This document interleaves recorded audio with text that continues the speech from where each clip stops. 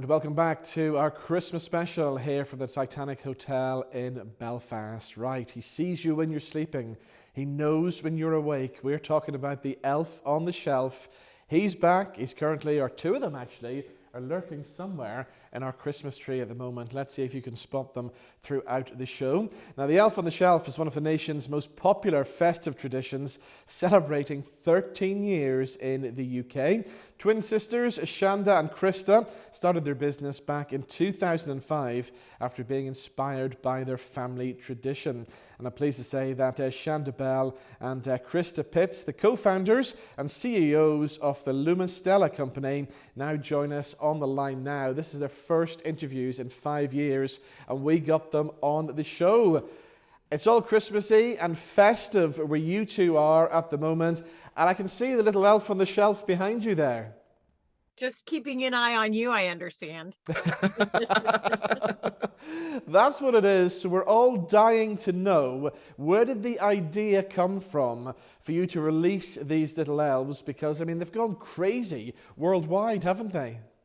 They have. So the origin of what people now know as the Elf on the Shelf is based on a family tradition that our mother did for us in our home when we were growing up. So my sister and myself, and we have a younger brother, used to race out of bed every morning during the holiday season to go find our elf who had come to visit us from the North Pole.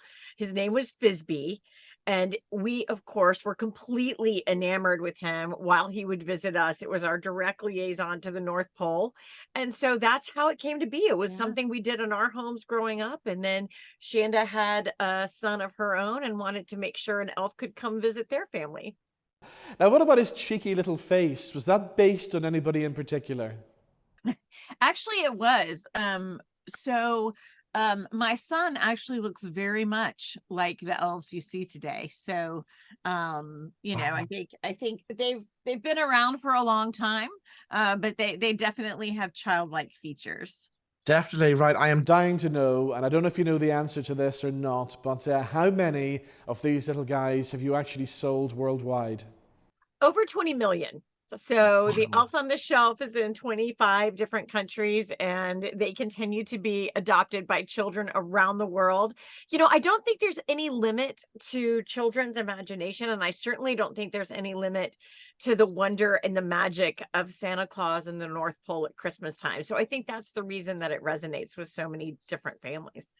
And of course, it was really social media that boosted all of this. So it must be great when you go online to see all the photographs of all the elves in various scenes and places around. Yeah, when we first started the company, there was barely the internet at that point. Yeah, there wasn't. And then it went from the internet to, at that point, you have to be of a certain age to even remember this, it became MySpace. Yes. It then became more of the traditional platforms we have today. It was Facebook, now Meta and X and TikTok and Insta and Pinterest and all of those things, which came well after us becoming established. But it's been a very interesting twist to how the story began. It was very simple at its core, which is that the elf reports to Santa. You name it, that's how it gets its magic. And then it's in a different spot in the house every single day. And then you can't touch the elf, or it could lose its magic. And the elves can't speak to you because they're supposed to watch and listen. And if you're talking, you're not watching and listening. And I think social media in particular has created a space where there's, a little bit more inspiration out there for elves. There's definitely a little more keeping up with the Joneses as parents talk about what the elves have been doing in their homes. So I do think it's been an interesting time for us to see what happens across the globe. I think it's escalated our message as a business and a company. We were sort of able to fly under the radar, and really word of mouth was what spread the word of the Elf on the Shelf. Children using it and parents enjoying it in their homes, and then with the advent of social media, that message sort of became just the popularity of elves in general. And so it's really important to spread that message that there are imposter elves out there. Imposters. Really? Yes. There are imposters. They do not wear the full red suit or come from our authentic heart of sharing our own family tradition, and they do not come with the book. And so it's just that part of just keeping it the wholesome, like start with reading the story as your as a family, naming your elf, becoming a part of our storytelling universe is what we're seeing is magical to families, because we have so much to offer. We have content, we have animated shorts and specials and cartoons and music and lots of storybooks. Yeah. And I think that that's really what resonates with families, and that they can trust that when they buy into our enchanted world of Santa Claus, that the lessons we're teaching their children are about faith and hope and love and kindness and the spirit of the season we all hope to tell our kids. Tell me this, what's your plans for next year? Anything exciting happening in 2024?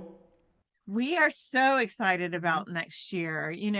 We really become the voice of Santa Claus for a whole generation of families, right? They write us, they call us, they, social media, all about us. And so we are excited to introduce a chapter book next year for 9 to 12-year-olds that really get into the whole lore of the elves and Santa Claus. It is a mystical, enchanted adventure tale, and I know children will love it and just love exploring this world of the North Pole a little more. And what's your plans for Christmas this year?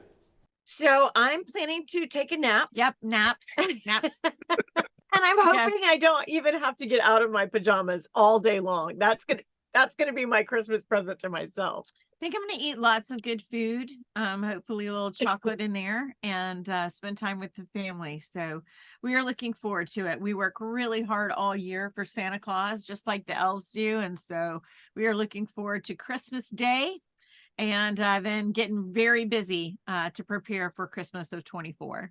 Well, it's been really lovely talking to both of you. Thank you so much for joining us on our Christmas special, and have yourselves a very Merry Christmas. Thanks so much. Enjoy your holidays.